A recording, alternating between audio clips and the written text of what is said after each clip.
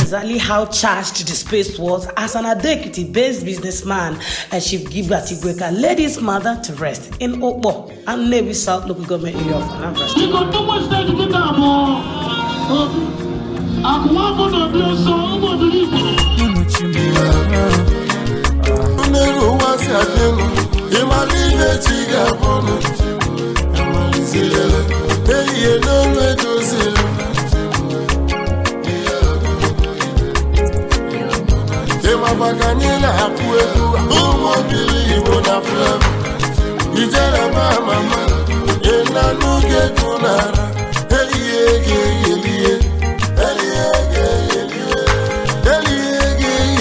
Oga Igweka, popularly known as Oga Maduncha, is indeed a big player in the business community of Ekiti State, where he does his business. Of course, this is evident in the presence of the governor of Ekiti State, Governor Oyebanji, who was also accompanied to the event by His Excellency Charles Chukwuma Soludo.